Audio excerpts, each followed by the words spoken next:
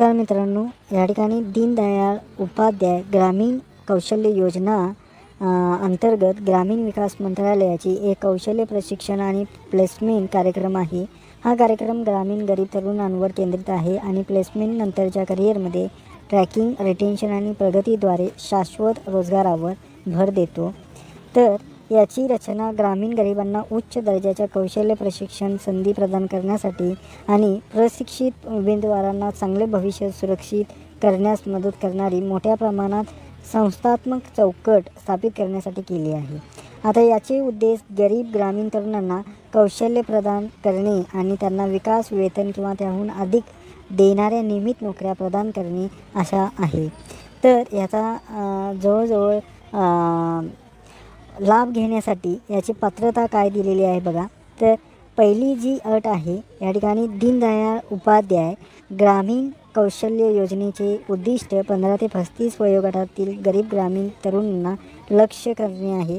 यामध्ये महिला उमेदवार तसेच विशेष असुरक्षित गट जसे की PVTG, अपंग व्यक्ती, ट्रान्सजेंडर व्यक्ती आणि पुनर्वसित बंधू, कामगार, तस्करीचे बळी, हाताचे मैल साफ करणारे, ट्रान्सजेंडर, HIV पॉझिटिव्ह व्यक्ती इत्यादींचा समावेश आहे. या विशेष गटांमधील अर्जदारांसाठी उच्च वयोमर्यादा 45 वर्षे आहे. गरिबांची ओळख, सहभागी ओळख प्रक्रियेद्वारे केली जाईल. या ठिकाणी अशा प्रकारे जे काय आहे, वेगवेगळ्या अटी त्या ठिकाणी दिलेल्या आहेत. तर त्या अटी तुम्ही व्यवस्थित वाचून घेऊन त्या ठिकाणी त्याचं रजिस्ट्रेशन करणे गरजेचे आहे. तर ते जे काय निकष आहेत त्या निकषाद्वारे त्या ठिकाणी तुम्हाला रजिस्ट्रेशन करणं गरजेचं आहे. आता याचं रजिस्ट्रेशन करण्यासाठी अर्ज प्रक्रिया काय आहे बघा. तर त्या ठिकाणी कौशल्यपंजी अधिकृत वेबसाईटवरती जाऊन त्या ठिकाणी डाव्या बाजूला किंवा त्या ठिकाणी जे काय नोंदणी बटन असणार आहे त्या ठिकाणी क्लिक करणं गरजेचं आहे आणि तिथे गेल्यानंतर तुम्हाला जी काय इन्फॉर्मेशन आहे ती फिल करणं गरजेचे आहे. तर अशा प्रकारे तुम्हाला जो काय अर्ज आहे तो त्या ठिकाणी भरावा लागणार आहे. आता जसे की तुम्ही स्क्रीनवरती बघताय त्या सर्व ज्या काय प्रक्रिया आहेत त्या आपल्याला पाहायला मिळतात.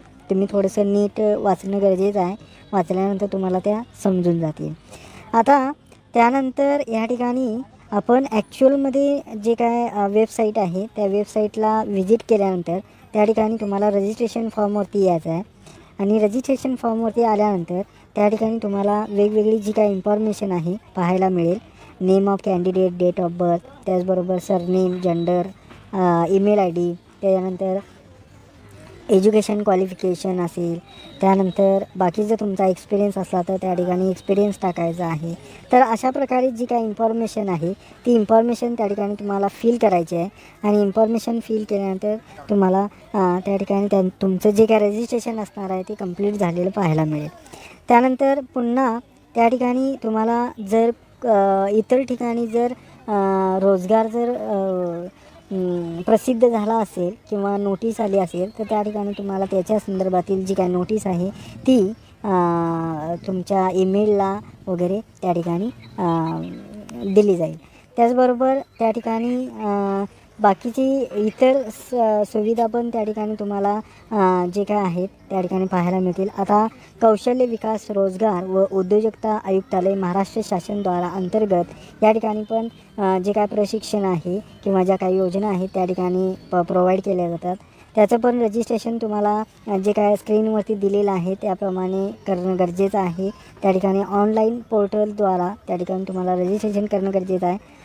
त्याचबरोबर त्या ठिकाणी जे काय ट्रेनिंग वगैरे असेल तुम्हाला दिलं जाईल आणि ट्रेनिंगचं त्या ठिकाणी अपॉर्च्युनिटीज वगैरे काय काय आहेत तुम्हाला त्या ठिकाणी स्क्रीनवरती वगैरे गेल्यानंतर पाहायला भेटतील. तर अशा वेगवेगळ्या ज्या काय स्कीम आहेत ते गव्हर्मेंट राबवत असतं तर त्याचा फायदा घेणं तुम्हाला गरजेचं आहे.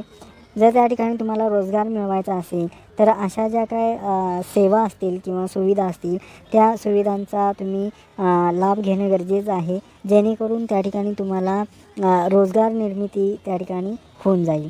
त्याचबरोबर या ठिकाणी तुम्हाला रजिस्ट्रेशन प्रोसेस जी आहे ती पण त्या ठिकाणी तुम्हाला दिलेली आहे. कशाप्रकारे रजिस्ट्रेशन करायचं आहे आणि तुम्हाला रोजगार जो आहे तो कशाप्रकारे मिळवता येईल. तर ह्या ज्या काय आहेत योजना वगैरे तुम्हाला त्यांचा लाभ घेता येऊ शकतो आहे बघा.